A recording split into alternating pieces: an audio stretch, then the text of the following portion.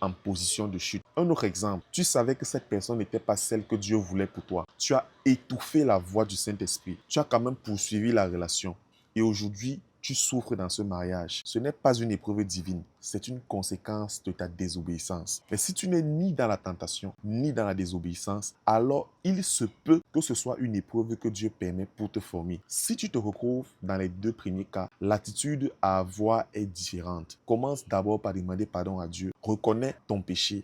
Implore sa grâce dans ta vie. Tu peux aussi m'écrire et ça me fera plaisir de te donner quelques conseils. La deuxième étape est être persévérant. Si l'épreuve vient véritablement de Dieu, alors persévère. L'épreuve est comme une école et chaque cours a un programme précis. Si tu quittes l'école en plein cours, tu n'atteindras jamais l'objectif. Dans Luc 21, verset 19, la Bible dit « Par votre persévérance, vous sauverez vos âmes ». Ici, le salut ne parle pas seulement de la vie éternelle, mais aussi de la possession, le fait d'acquérir quelque chose. La persévérance va te faire acquérir ce que Dieu a prévu pour toi au travers de l'épreuve. La persévérance n'est pas passive, elle est active. Il faut persévérer, mais dans la prière, dans l'obéissance, même quand c'est difficile. Tu passes par une épreuve, ne persévère pas seulement, mets-toi aussi en prière. La troisième étape, rester fidèle. Tu peux assister à un cours du début à la fin, mais si tu ne révises pas, tu ne retiendras absolument rien du tout. De la même manière, pendant l'épreuve, Dieu va tester ta fidélité.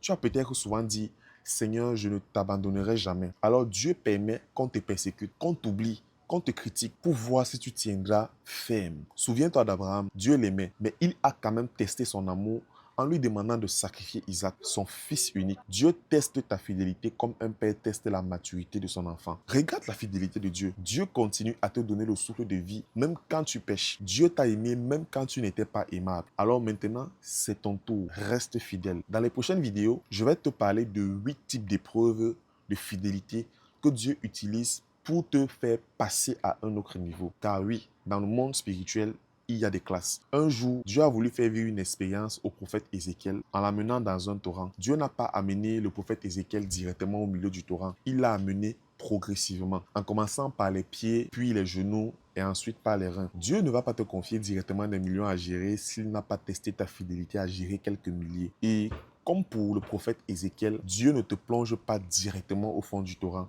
Il te fait avancer étape par étape, du niveau des pieds jusqu'au niveau des reins. Mais tant que tu ne réussis pas le test actuel, tu restes bloqué. Tu dois passer l'épreuve pour changer de classe. Alors, abonne-toi à la page pour ne rien manquer et partage cette vidéo à quelqu'un que tu veux encourager aujourd'hui. Aussi, n'hésite pas à me laisser un commentaire. Tu es béni.